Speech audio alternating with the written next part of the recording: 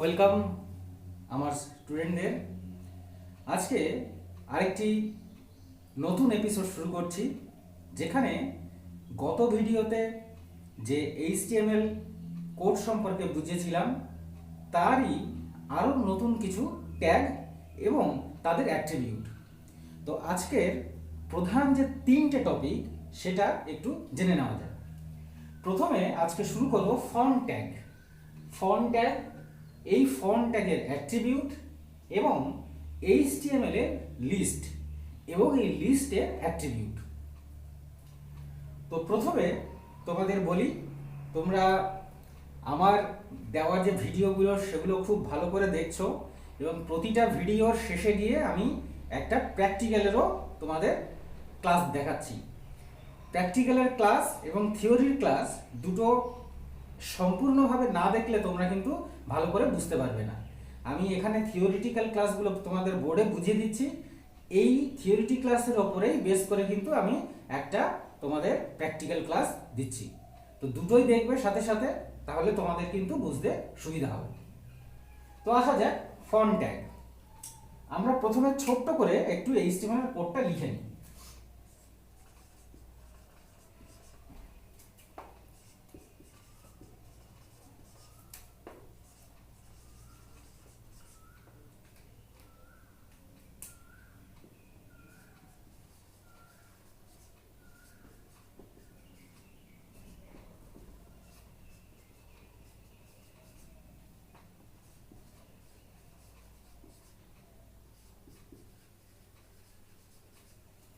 এই ছিল আমাদের স্ট্রাকচারটা।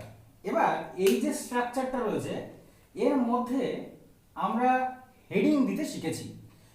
হেডিং সচরাচর ওই H1 থেকে H6 পর্যন্ত, কিন্তু এই H1 থেকে H6 পর্যন্ত যে হেডিংগুলো রয়েছে তার কিন্তু ওই নির্দিষ্ট ট্যাগ অনুযায়ী সাইজটাই আমাদের ওয়েব পেজে দেখায়।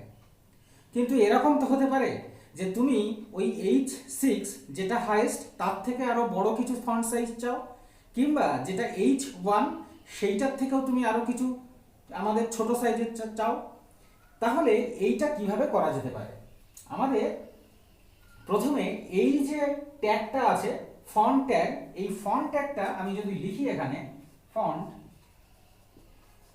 তার মধ্যে ফন্ট, এইখানে যদি আমরা নর্মালি কিছু লিখি তাহলে কিন্তু সেটা স্বাভাবিকভাবেই দেখাবে।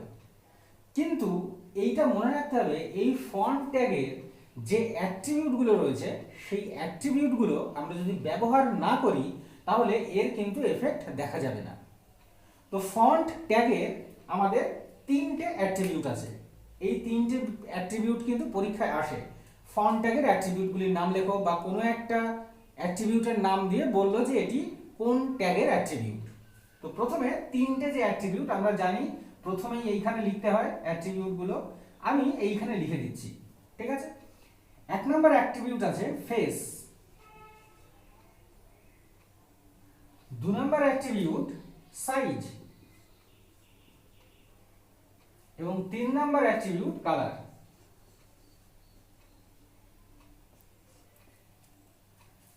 তো এবার একটা একটা করে আলোচনা করা যাক। প্রথমে ফেস।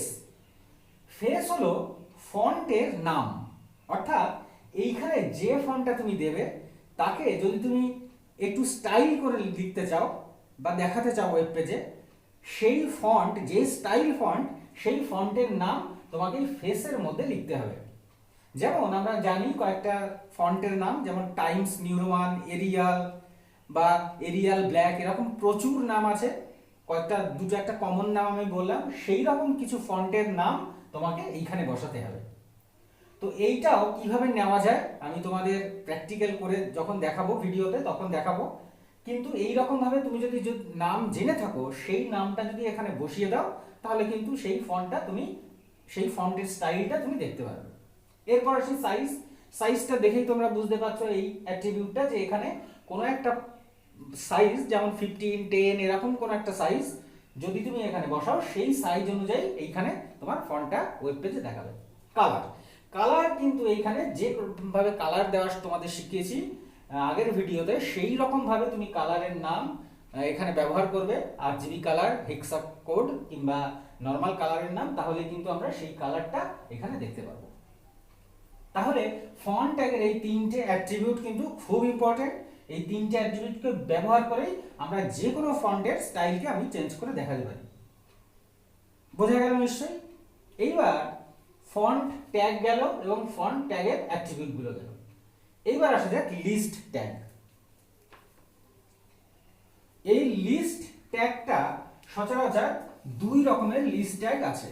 দুই রকমের লিস্ট ট্যাগ বলতে আমরা একটা যদি ইমাজিন করি যে আমার ওয়েব পেজে এরকম পেজটা রয়েছে, তার মধ্যে 1 2 3 এইভাবে কিছু লেখা আসবে, এইগুলোকে সচরাচর লিস্ট বলে, বা আমাদের বুলেটস ফর্মেও আসতে পারে, এরকম ভাবে কিছু লেখা আসতে পারে। তো এইখানে আমরা যেই রকমের দেখছি এই 1 2 3 বা এরকম বুলেটস ফর্ম, এইগুলোর কিন্তু একটা নাম আছে। প্রথম যেটা এই 1 2 3 এগুলোকে বলে হচ্ছে আমাদের অর্ডার্ড লিস্ট, অর্ডার্ড লিস্ট। আর এই রকম বুলেটস ফর্মের যে লিস্ট পাওয়া যায় তাকে বলে আনঅর্ডার্ড লিস্ট। তো এই অর্ডার্ড লিস্ট এবং আনঅর্ডার্ড লিস্ট করার জন্য আমাদের কিভাবে কোড অ্যাপ্লাই করতে হবে সেটা দেখানো যায়। সম্পূর্ণ কোড আমরা বডির মধ্যেই করব।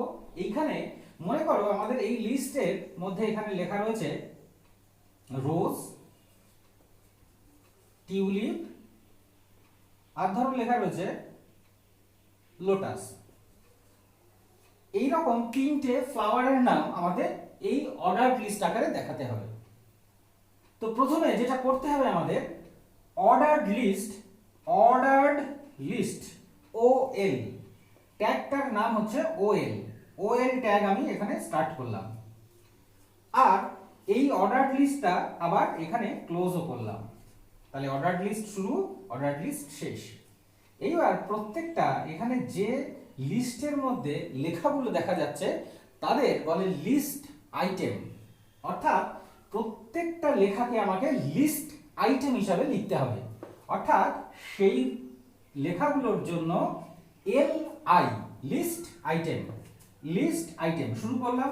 এখানে গিয়ে যে লেখাটা লেখা ছিল রোজ, সেটা লিখে স্ল্যাশ দিয়ে LI ক্লোজ করলাম। আবার এরকম ভাবে LI, টিউলিপ, আবার এখানে LI, আবার এখানে LI শুরু, এখানে ছিল লোটাস, লিখে LI ক্লোজ করলাম।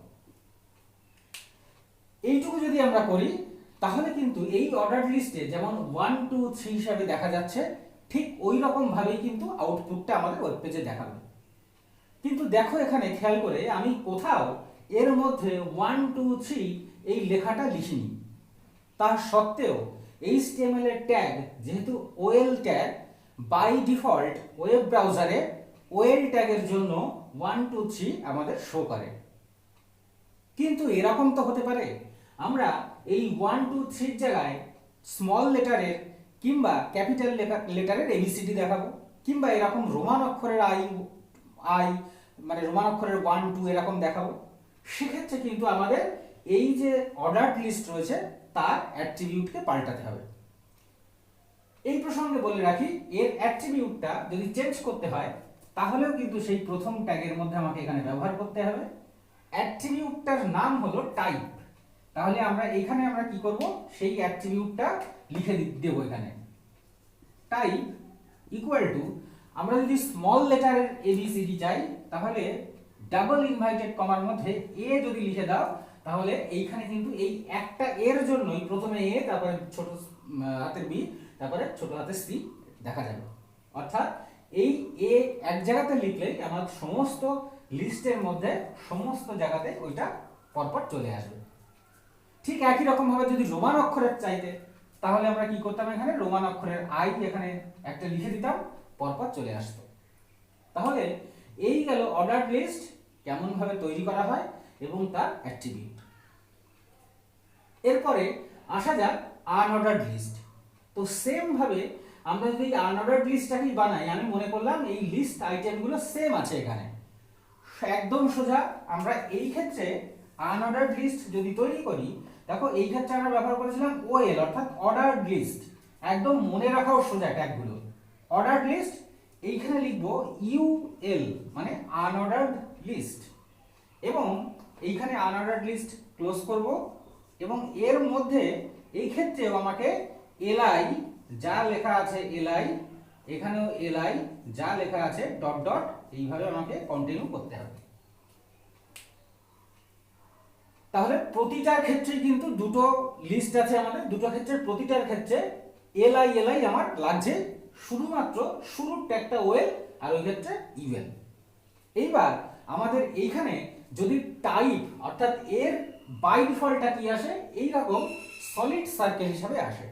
আমরা যদি এই সলিড সার্কেলকে চেঞ্জ করে যদি অন্য কোনো সাইন দিতে চাই, মনে করো এরকম ফাঁকা টাইপের আমার আসবে, একদম ব্ল্যাঙ্ক সার্কেল, তাহলে কিন্তু আমাকে এখানে অ্যাট্রিবিউট পাল্টাতে হবে। কি করব এখানে, এইখানে কতগুলো এরকম অ্যাট্রিবিউট তোমরা মনে রেখে দেবে। Type TYPE equal to inverted কমার মধ্যে সার্কেল লিখে দেবে, তাহলেই দেখবে এরকম ব্ল্যাঙ্ক সার্কেল চলে আসবে। ওখানে স্কোয়ার লেখা যায়, ট্রায়াঙ্গেল লেখা যায়, এরকম বিভিন্ন রকম আছে, তবে সব না, কিছু আছে, এগুলো ব্রাউজারের উপরে ডিপেন্ড করে।